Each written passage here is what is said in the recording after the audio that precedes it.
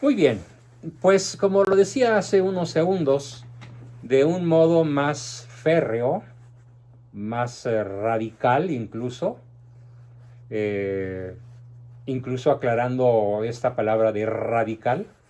Radical viene de raíz, ¿sí? Eso significa. Es una persona radical que está enraizada en las causas últimas de la verdad y del conocimiento de la verdad. Es una persona radical. Y muchos filósofos realistas, como Santo Tomás, San Agustín, el mismo Aristóteles en la antigüedad, nos dicen que no hay nada más radical que la realidad. ¿Sí? No hay nada más drástico, por ejemplo, que la ley de la gravedad o las leyes del mundo físico o del mundo químico. ¿Sí? Entonces, en ese sentido, lo que vamos a plantear es radical. Me voy pues en este tema de la fe como virtud, tanto sobrenatural como virtud adquirida por la propia razón humana, aclarando que ambas se encuentran en la cumbre.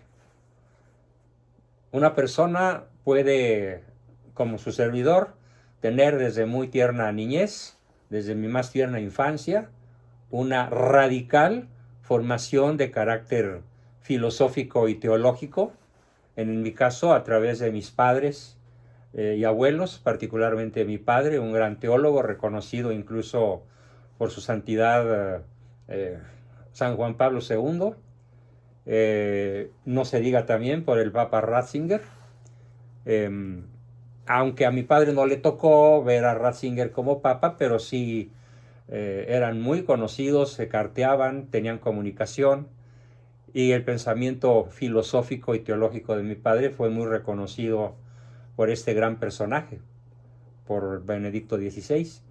Todo esto explica una formación racional. Ojo, no racionalista, porque el racionalismo es un error filosófico que atribuye a la razón humana la única forma de conocer la verdad. Y no. La verdad se puede conocer a través de la revelación.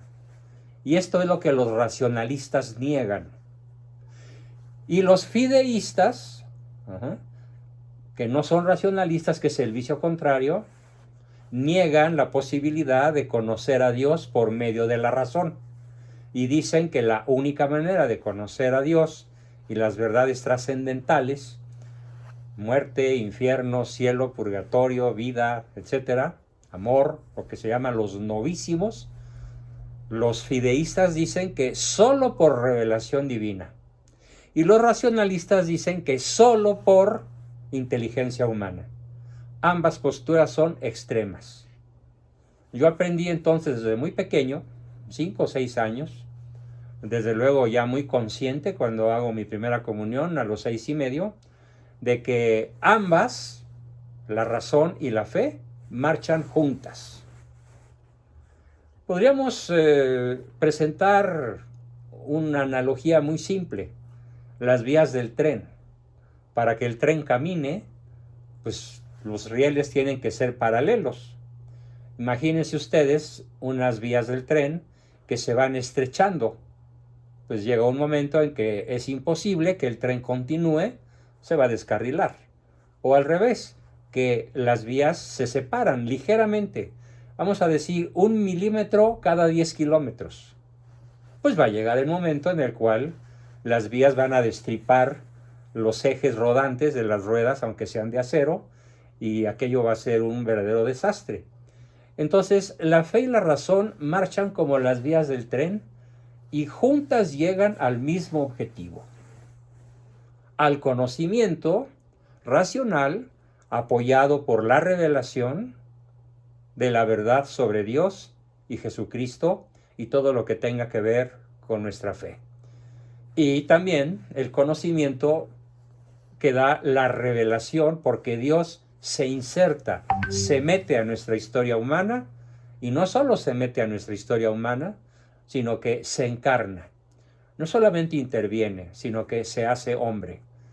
Y aquí hay una tercera manera de aproximarse al conocimiento de la verdad, relacionada con la fe, con las verdades de la fe, y parece mentira, pero es la historia, ¿sí? La historia como ciencia, porque es la historia la que certifica en boca de historiadores paganos, como Plinio el Joven,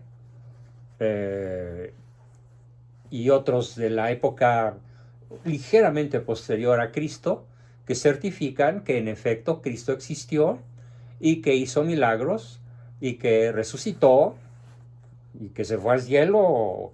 Los paganos no saben a dónde se fue, pero hay narraciones muy interesantes de cómo la historia demuestra de modo contundente la existencia y aun la divinidad de nuestro Señor Jesucristo.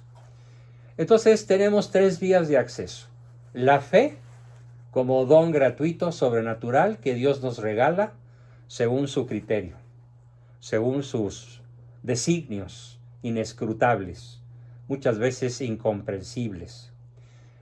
Primero. Segundo, la razón pura, la inteligencia, la capacidad de pensar, de razonar, de analizar, de concluir, de comparar, de deducir, a la cual inteligencia Santo Tomás la llama la vía regia para tener acceso al conocimiento de Dios.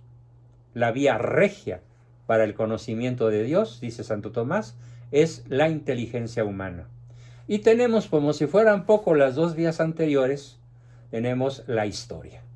No la historia que narran los vencedores, no la historia deformada que se enseña, por ejemplo, en las desdichadas naciones latinoamericanas.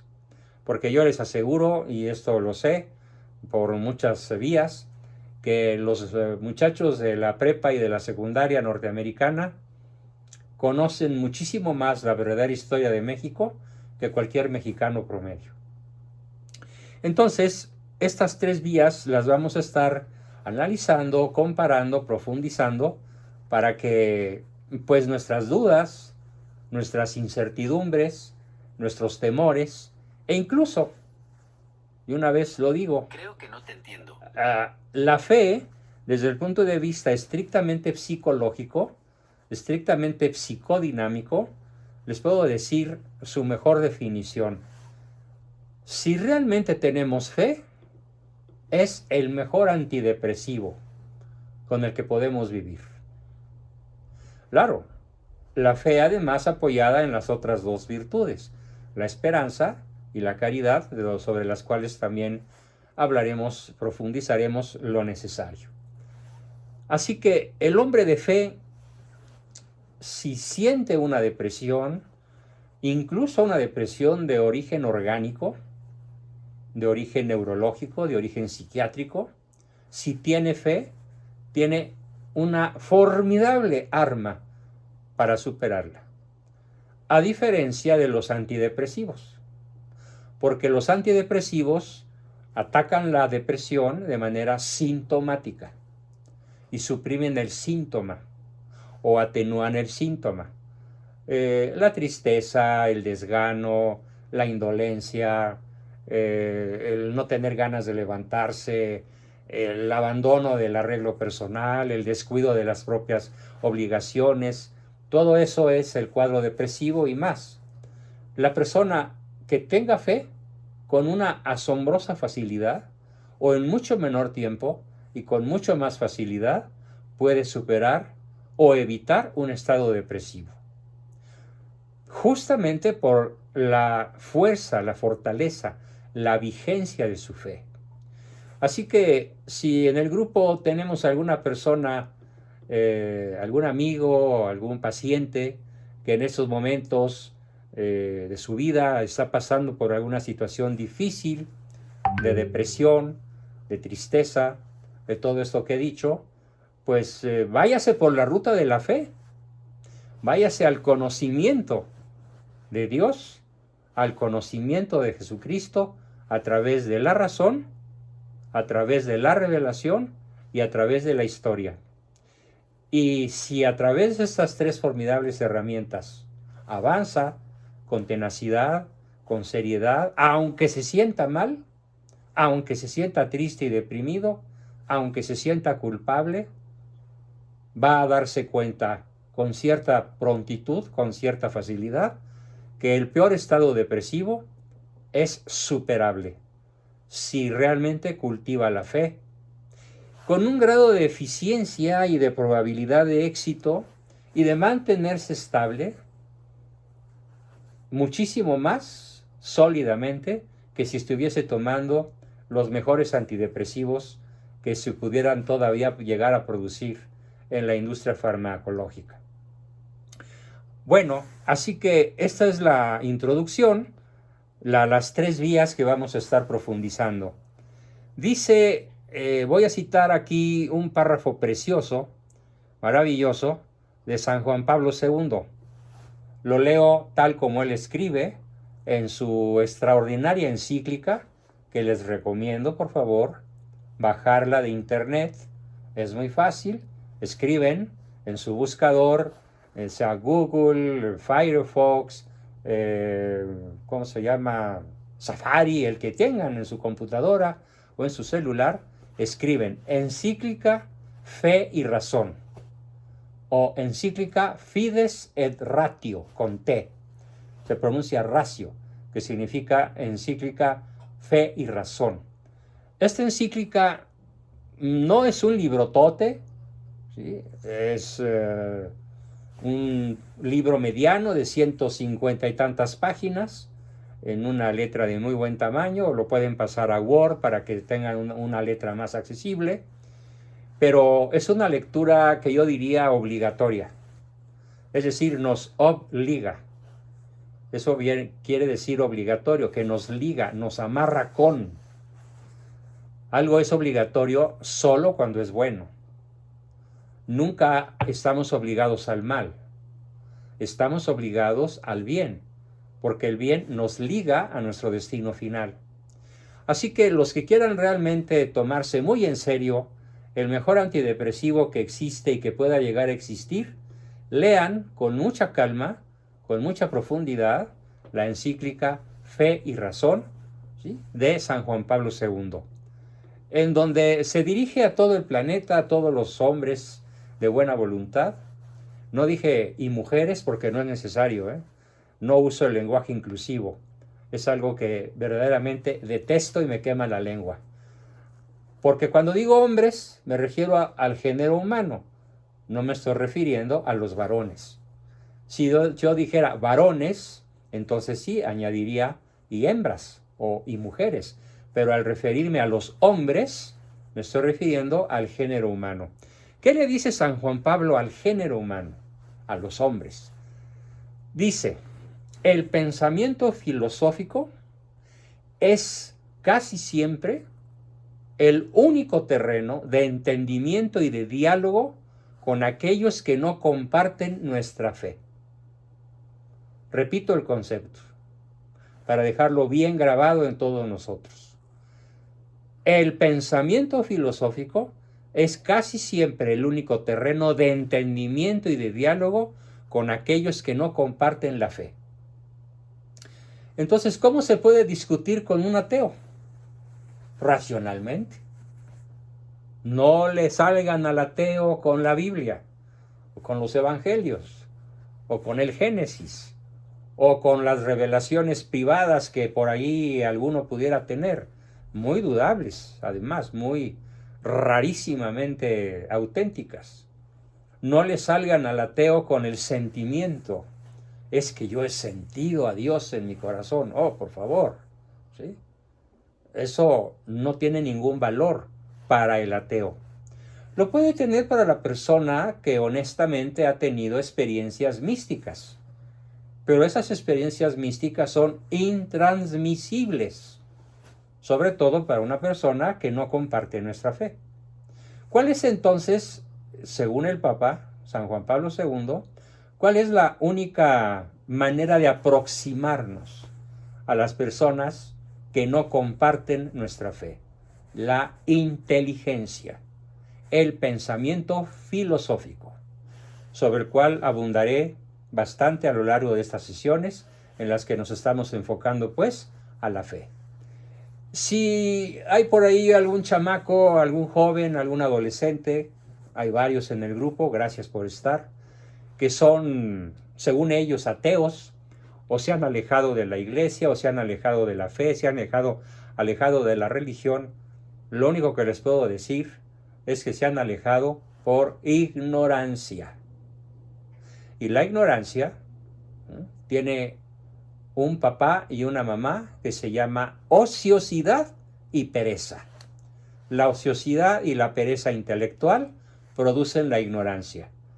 Y es una ignorancia culpable, porque la ociosidad, la vagancia y la pereza son vicios dominantes cuando uno les da permiso. Solo, dice Santo Tomás, algo verdaderamente formidable, solo los necios dicen que es falsedad todo aquello para lo cual su razón no les alcanza para entender. Más sencillamente, los necios llaman falsedad a todo lo que no logran entender. Y hoy tenemos una carretada de chavos de todas las edades y de adultos de todas las edades que, como hay cosas que no logran entender, simplemente las tachan de falsedad. Y es aquí donde tengo que ser muy honesto con el grupo y decir, cuando se rechaza una verdad a la cual se puede tener acceso a través de la inteligencia, muy probablemente la falla se origina en la pereza intelectual, que produce una ignorancia culpable y que llega a ser tan culpable como invencible. Es fundamental entender ese concepto. Así que yo los invito a sacudirse esa pereza de... platicaba yo de sobremesa con mi esposa de todos estos temas, porque vaya que nos damos hasta las 2 o 3 de la madrugada discutiendo y platicando de forma maravillosa sobre estos temas. Y qué difícil es entender eso, me decía ella hace un ratillo, cuando no se tienen las ganas de entenderlo. Claro. Qué difícil es entender algo complejo cuando no se tienen ganas o motivación interna para entender la enorme complejidad aparente de todo lo que vamos a plantear en el terreno de la fe, o en el terreno de la Biblia, o de los evangelios, o de la revelación. Claro, hay cosas, de una vez lo digo, hay cosas que la inteligencia no alcanza a comprender.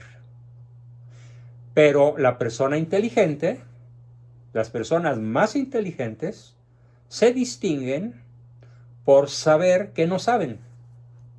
Y las personas necias son las únicas que creen que hay que saberlo todo o que se puede saber todo. Nada tan necio como creerse saberlo todo. Y nada tan sabio como reconocerse ignorante de muchas cosas a las cuales la inteligencia o tiene un acceso esforzado, o tiene un acceso difícil, o tiene un acceso imposibilitado. Por ejemplo, la inteligencia no nos va a alcanzar para entender los dogmas, ¿no? Los dogmas de la fe católica, que son 44, o los dogmas marianos, que son 4, no se analizan a través de la razón pura. Se analizan, se estudian, se comprenden, se creen a través del estudio de la revelación. Y la revelación que está en los evangelios, que está en la Biblia, que está en el credo, que está en la tradición, el del magisterio de la iglesia, sobre todo en su magisterio infalible, es accesible a la razón. Y la razón comprende que hay razones que no comprende. Pero si eres tontito, eso no lo vas a entender. Si eres muy inteligente o suficientemente inteligente, te darás cuenta de que nuestra razón, si bien tiene alcances formidables, extraordinarios, en cualquier nivel, en cualquier ámbito del conocimiento, se va a topar con sus límites. Porque el único ser absolutamente inteligente, el único ser absolutamente eterno, absolutamente sabio y omnipotente es Dios. Y todos nosotros, los humanos, somos seres limitados, seres falibles, seres mortales, que alcanzaremos la inmortalidad bajo ciertas condiciones. Pero hay que entender entonces que si no unimos estas tres herramientas, la inteligencia, que es, como lo dice San Juan Pablo, casi siempre el único terreno con el cual podemos dialogar con el ateo, con el marxista, con el resfriado, con el alejado, con el incrédulo, con el budista, con el de la nueva era, con el supersticioso. ¿Sí? Así que por esa razón vamos a estar buscando entendernos racionalmente. Pero cuando la razón se topa con el misterio, por ejemplo, el misterio de la Santísima Trinidad, ese que nos dice que Dios es uno, un solo Dios verdadero, con tres personas: Dios Padre, Dios Hijo, Dios Espíritu Santo. Y no son tres dioses, son tres personas y un solo Dios verdadero. ¿Cómo entendemos eso? Entendiendo que no lo entendemos. Entendiendo que ese dogma de la Santísima Trinidad es superior a nuestra inteligencia y solamente lo podremos comprender plenamente como Dios lo comprende si logramos pasar la raya en estado de gracia. Bien, así que los problemas más urgentes de la humanidad, todo lo que hoy son los grandes azotes del tercer milenio: corrupción, narcotráfico, desvinculación familiar, narcoadicciones, narcogobiernos, violencia cotidiana, pornografía, trata de blancas, etcétera, etcétera, etcétera, solamente pueden ser resueltos o podrían ser resueltos gracias a una franca y honesta colaboración con los creyentes o con los fieles de otras creencias, pero con un fundamento inicial en la razón, en la historia y finalmente en la revelación. ¿Por dónde entonces conviene empezar? Por la razón. Por esa razón entonces recomiendo la lectura de esta formidable encíclica Fides et Ratio en latín, Fe y Razón en castellano.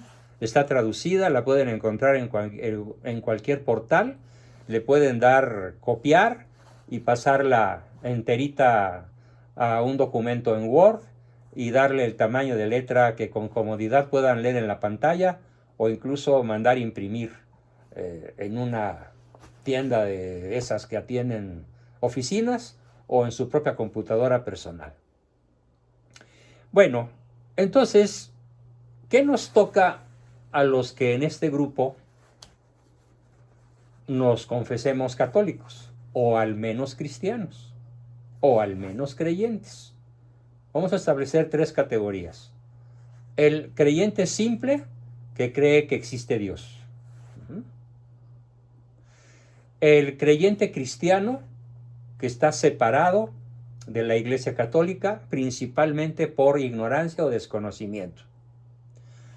Ignorancia que quedó tremendamente de manifiesto en mi debate con un personaje muy erudito, muy inteligente y muy noble, con el cual tuve una fuerte discusión la semana pasada, pero en términos pacíficos y empáticos por ambas partes. Y en su tremenda ignorancia se atrevió a afirmar que debido a las creencias protestantes, las naciones protestantes tienen un desarrollo tecnológico, cultural y sobre todo financiero muy superior al de las naciones católicas. Hecho absolutamente verídico. ¿Pero en dónde se equivocó? Por ignorancia. En la forma como las naciones protestantes hicieron su fortuna. 3 siglos de piratería de las naciones de habla no española, de habla no latina, contra las naciones de habla hispana. 3 siglos de piratería permitieron hacer la enorme fortuna. Pero esto no tiene entonces ninguna relación con la fe, ni la protestante ni la católica. Pero él creía eso.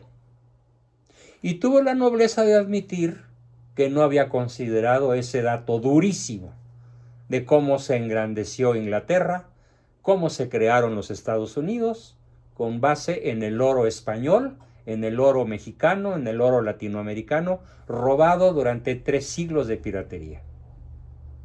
Tampoco sabía este amigo protestante que Cortés no fue un depredador, sino un libertador del indio, que puso fin a 2 siglos de canibalismo y de sacrificios humanos. Y tampoco sabía, o no lo tenía presente, que fue el fundador de una nueva raza, la mexicana, que ahora pues somos 130 millones, más los 50 millones refugiados en USA, y que el primer mexicano pues fue hijo de Hernán Cortés y la Malinche. Tampoco lo sabía. Y así como no sabía estas 2 o 3 cosas que acabo de decir, pues no sabía multitud de cosas. Y por eso creció protestante. Entonces, un católico que no sabe defender su fe es un futuro protestante, por la única y principalísima razón de su ignorancia culpable, nacida de la pereza intelectual, de la flojera de estudiar, de la flojera de leer, de la flojera de profundizar y sobre todo de la flojera o el miedo a comprometerse. ¿Con qué? Con la principal misión del católico. Y la principal misión del católico es que hemos sido hechos partícipes de la misión evangelizadora de Cristo profeta. Todo bautizado tiene esa obligación y ese privilegio. Anunciar la verdad. Los invito a hacerlo, pero claro, para poderla anunciar, primero la tenemos que conocer. Y esta es la razón de por qué dentro del proceso de convertirnos en la mejor versión de nosotros mismos, nos conviene descubrir esa misión maravillosa, que es la de anunciar el verdadero evangelio. No el evangelio que cada quien cree, sino el evangelio que es. Hace un rato mi buena amiga Miriam Hernández me preguntaba que qué opino de los grupos de los 12 pasos. Y le platiqué, y ahorita que está ya todo el grupo lo comento, le platiqué que he hecho críticas muy fuertes, muy acres, muy duras, a este tipo de grupos, sobre todo a ese paso, que creo que es el paso número 2, donde dicen, y encomendé mi vida a un poder superior, como cada quien lo concibe. No, señores, el poder superior no es como cada quien lo concibe. Eso es una marihuanada, es un viaje con cocaína y de la pura. Porque Dios es el que es, no el que te imaginas que es. Y este amigo protestante tuvo la nobleza de reconocer abiertamente que una desventaja en el mundo protestante es que cada quien tiene su propia teología. Cada quien, así lo dijo. Nuestra desventaja frente al católico es que nosotros tenemos cada quien nuestra propia teología. Bueno, es como si cada quien tuviera su propia física, ¿sí? O cada quien tuviera su propia química. Y dijera, si junto un gas combustible con un comburente y pongo una flama, no pasa nada, ¿no? Tremendo estallido que le puede costar la vida. Así es tener cada quien su propia teología. Pretender hacer mezclas que son absolutamente irracionales. Es el mejor ejemplo que puedo dar de ese mundo absurdo en el cual ha crecido algo verdaderamente monstruoso. La equivalente a la Secretaría de Gobernación, que así se llama en México. En los Estados Unidos creo que se llama Secretaría del Interior o Secretaría del Gobierno o algo así. Bueno, la Secretaría de Gobernación equivalente en los Estados Unidos reconoce la existencia de 500,000 de fes protestantes. 500,000 de iglesias. Cada quien tiene la suya. Ahora sí que el menú, imagínense, para escoger en una carta de 500,000 y además con la patética ocurrencia de que cada quien cree que tiene teléfono rojo directo con el cielo. No, señores, así no son las cosas. El teléfono rojo directo con el cielo lo inventó el Señor Jesucristo en el momento que nombró a Pedro el sucesor indefectible de una iglesia que ya dura 2000 años. La única que tiene el depósito de la verdad completa. Todas las demás podemos decir que es como ese grupo de personas que están encerradas en una jaula completamente oscuras, una caja negra, y están tocando un elefante. Alguien toca la cola, alguien toca la piel, alguien toca los colmillos, alguien toca la panza, alguien está sentado en el lomo, pero nadie ve el elefante completo. Así son las sectas. Son segmentos, sectas, que se han ido desprendiendo de la iglesia original. Y como dice San Juan Pablo, la verdad que estoy en estos momentos predicando, para que todos alcancemos la mejor versión de nosotros mismos, es tan importante vivirla que no importa que volvamos a ser únicamente 12. No importa, porque muchos se van a enojar cuando vean que la verdad es una santa, católica, apostólica, indefectible e infalible. Y nos toca, en virtud de la misión que Cristo nos dio, ¿sí?, la responsabilidad de que esta verdad significa también amarla, conocerla y difundirla, sobre todo con las personas más cercanas a nosotros mismos y a todos los demás con toda su fuerza salvífica, en todo su esplendor, con toda su profundidad y toda su sencillez, juntamente. Aquí junta 4 términos San Juan Pablo: fuerza salvífica, esplendor, profundidad y sencillez de la fe católica, que además católica quiere decir universal. Es decir, para todos, sin excepción, los hombres, con H mayúscula. Así que, ¿qué pretendo que cultivemos en esta serie de sesiones enfocadas a las virtudes teologales? Pretendo que cultivemos nuestra conciencia, cultivemos nuestro conocimiento, para que toda verdad alcanzada la veamos como una etapa hacia aquella verdad total, que algún día se manifestará ante nosotros, ante nuestros asombrados ojos, ante nuestra inteligencia plenamente satisfecha, porque hoy, en esta época en la cual contemplamos las cosas con los ojos del cuerpo, con las orejas, con los oídos, con el olfato, el gusto, el tacto, la sinestesia, que todos son sentidos inteligentes pero limitados. Incluso limitados si nos comparamos con los sentidos de los animales. Cualquier animal felino ve en la oscuridad, nosotros no.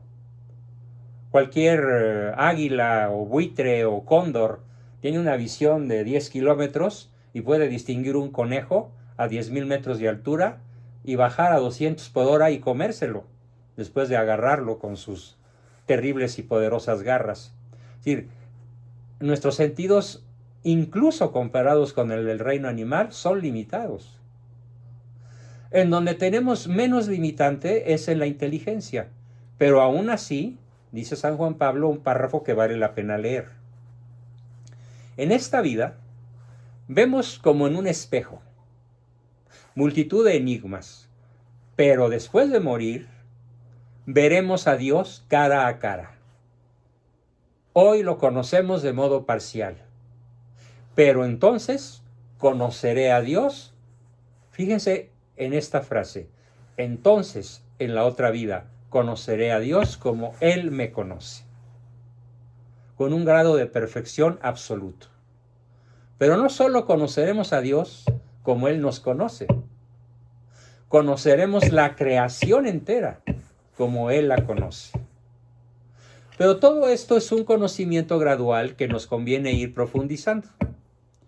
Ahora tenemos muchos medios para progresar en el conocimiento de la verdad, pero la herramienta más poderosa, ya la dije, es la filosofía, que viene de dos palabras griegas: philos, amor, sophein, sabiduría. Filosophein, filosofía, amor a la verdad, amor a la sabiduría.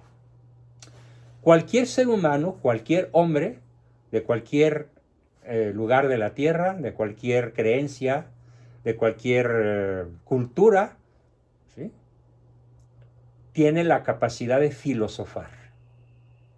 Todo ser humano que ya tiene uso de razón, con excepción de los oligofrénicos, ¿sí?, o de los sujetos como ese que llamamos el bulto de palacio, tenemos la posibilidad de filosofar. Y si filosofamos, vamos a encontrar dos cosas fundamentales. Todo hombre tiene una ansia insaciable del conocimiento de la verdad. No importa si eres chino, japonés, ruso, mexicano, tarasco, azteca, totonaca, o habitante de La Pampa, Argentina, o de las llanuras de Siberia. Si eres hombre, tienes una hambre feroz, terrible, insaciable del conocimiento de la verdad. Lo cual nos plantea la gran pregunta: ¿y qué es la verdad? Bien, tendremos la obligación de contestar este tema, ¿y qué es la verdad?, dentro de ese terreno que nos señala San Juan Pablo, para poder dialogar con el ateo, con el creyente de otra fe, con el alejado, con el resfriado, con el rebelde, con el chavo disidente que le encuentra aburrido ir a misa y que por eso se alejó de la iglesia. ¿Cuál es la herramienta que nos va a unir? La filosofía, a través de esa primer vertiente, la búsqueda de la verdad, la conquista de la verdad. Tema sobre el cual alguna vez he dado alguna sesión, pero ahora toca realmente plantearla con toda la formidable grandeza y profundidad que la plantea San Juan Pablo II en su no menos formidable encíclica Fe y Razón. ¿Y cuál es la segunda hambre que nos iguala, que nos hermana, que nos coloca en el mismo terreno a todos los seres humanos sin excepción, incluyendo a los degenerados, a los esquizofrénicos, a los perversos, a los malvados, a los masones, a los que tienen a México destrozado y cada día peor? ¿Qué es lo que nos iguala a todos? Lo voy a decir despacito porque es un concepto difícil de asimilar a la primera. A la voluntad humana le es imposible desear su mal en cuanto mal. La voluntad humana solamente puede desear el bien en cuanto percibido como tal. Ejemplos. El alcohólico no desea estar cirrótico. El alcohólico no busca la muerte en forma directa, aunque se la esté provocando. Un ejemplo muy dramático que aconteció, creo que el domingo o el sábado, en Argentina. No es cierto, en Colombia. En Colombia, un sujeto, que más vale no decir su nombre, decidió entablar una causa penal o legal contra el Estado colombiano, alegando su derecho a suicidarse, a lo que ahora en el derecho colombiano, en la Constitución colombiana, se llama el derecho a la muerte digna. Y ganó la pelea. Y el Estado colombiano le reconoció su derecho a suicidarse rodeado de sus familiares, rodeado de sus hermanos, de su esposa, de sus hijos, de sus primos y de sus amigos de un equipo de fútbol en el cual él jugó algún tiempo. Es una persona desahuciada físicamente por una serie de males físicos médicos que le causan un dolor permanente y la necesidad permanente de estar sujeto a la ingesta de morfina para poder superar el dolor o manejarlo al menos. y prefirió el suicidio. ¿Por qué prefirió el suicidio, que es intrínsecamente perverso? Que es intrínsecamente garantía de condenación eterna. Claro, si se hace de modo lúcido, como él lo hizo, porque ya se murió, ya se suicidó. Porque él contempló el suicidio en tanto un beneficio para él, superior al bien de permanecer vivo, superior al bien de ofrecer sus terribles dolores a Dios. Y miren que si hablo de esto es because I have the pelos in the hand. Y sé lo que digo. ¿Sí? Hablando de un dolor inextinguible, que a veces parece que lo saca a uno de poder entender por qué está ahí. Y el verdadero creyente dice, porque Dios quiere. No lo entiendo, pero lo acepto. Y él hizo exactamente la operación contraria. No lo acepto y quiero algo mejor, la muerte. Con esto queda demostrado, con este ejemplo que acaba de suceder en Colombia, que el ser humano no puede buscar algo por ser considerado malo, sino que por malo que sea, lo escoge en cuanto subjetivamente lo contempla como bueno. Si este concepto tan complejo no lo supe explicar bien, les ruego que en los minutos dedicados a salir de dudas me lo plantee, por favor, si es que no me supe explicar. Estas dos hambres, el hambre de verdad y el hambre de bien, nos identifican a todos los seres humanos. Cuando yo discuto con un chavo rebelde y alejado de las verdades de la fe, de la iglesia, sé que en el fondo de su alma, en el fondo de su inteligencia, anhela la verdad. Y se ha alejado porque considera de modo subjetivo, de modo erróneo, de modo equivocado, que la verdad que él busca no está en la iglesia, no está en la palabra de Cristo, no está en lo que él ha visto, el mal ejemplo de sus padres, generalmente de hogares rotos, y no está, según él, en lo que enseña el curita avaro de la esquina, o que tiene su amante por ahí escondida y este chavo ya se dio cuenta, y está decepcionado. ¿Qué hay en el fondo de su alma? El anhelo de localizar, de encontrar, de buscar, de abrazar la verdad.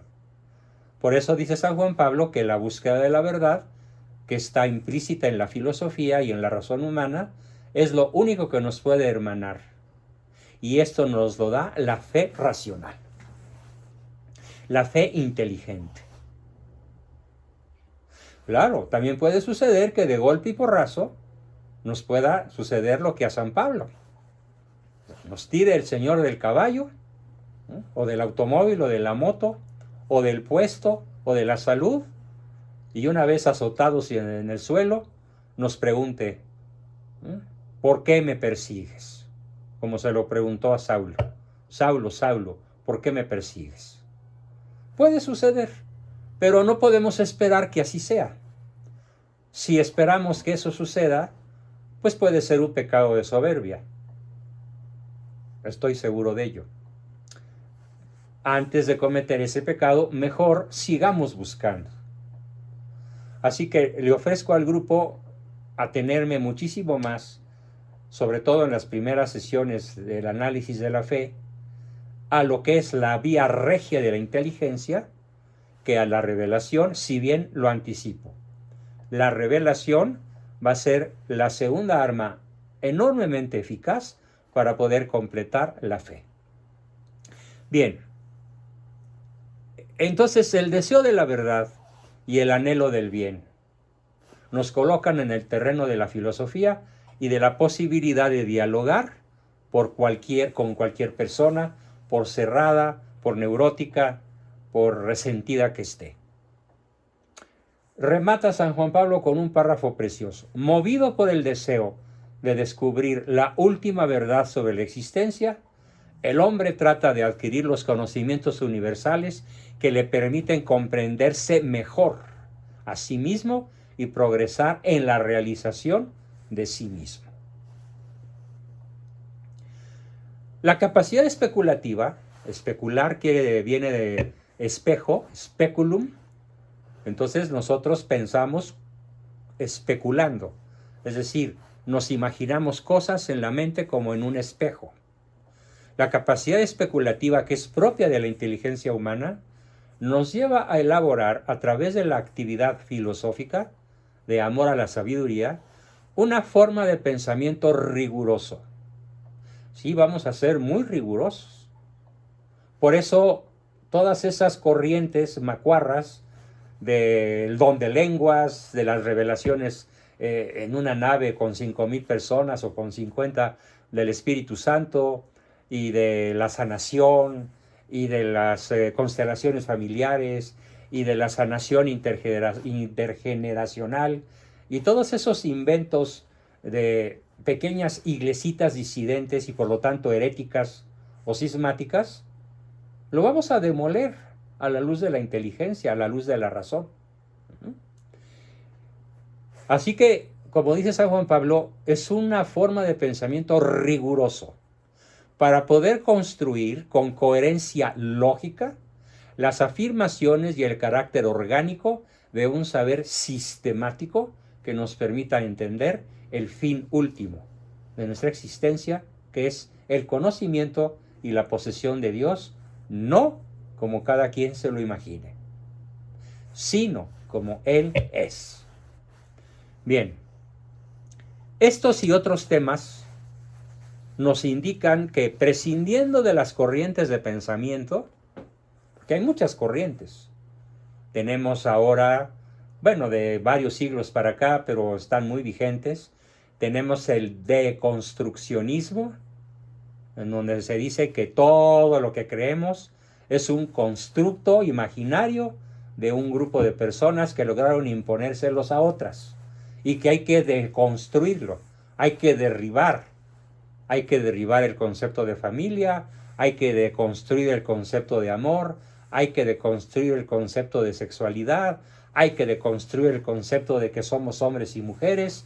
No, el deconstruccionismo o desconstruccionismo es una de tantas corrientes que dice San Juan Pablo, prescindiendo de estas corrientes de pensamiento, deconstruccionismo, relativismo, hedonismo, materialismo, positivismo, que no consiste en pensar positivamente.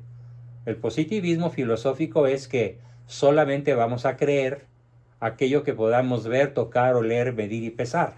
No, es un positivismo absurdo, porque la inteligencia humana no necesita utilizar los órganos de los sentidos para hacer deducciones ciertas en el mundo de la filosofía.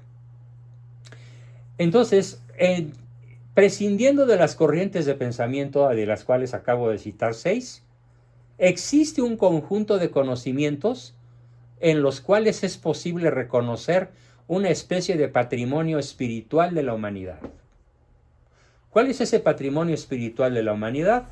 En síntesis, el apasionamiento en la búsqueda de la verdad y el apasionamiento en la conquista del bien.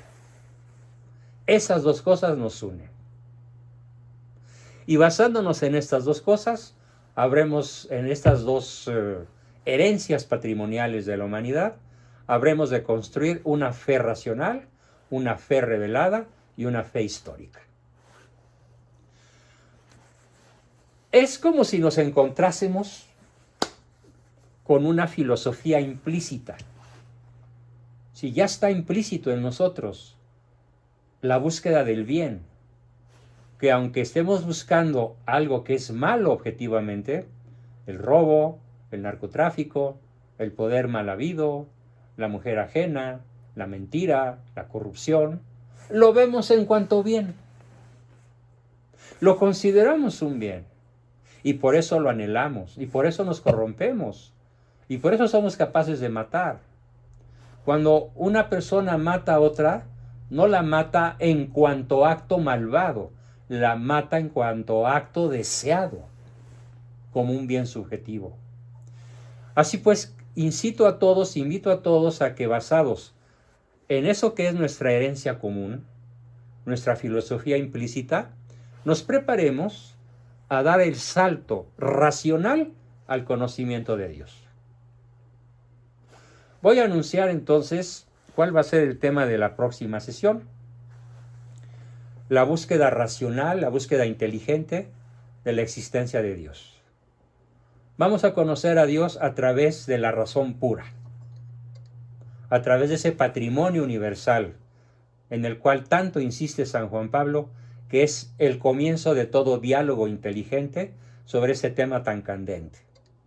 Y así es como vamos a conocer las 5 vías de acceso al conocimiento de Dios, planteadas desde la más remota antigüedad por el mismo Sócrates, cuando dijo: causa de las causas, apiádate de mí. Después lo perfeccionó Aristóteles. Él ya encuentra varias causas, además de la que localizó Sócrates. Y después es perfeccionado de una manera formidable y maravillosa por lo que Santo Tomás llamó las 5 vías de la inteligencia humana para descubrir la existencia de Dios.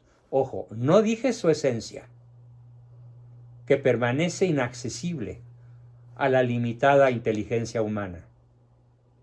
Nunca vamos a poder descifrar el enigma de cómo el misterio, de cómo Dios es uno y trino a la vez, de cómo es un solo Dios con 3 personas. Eso no está sujeto al acceso intelectual.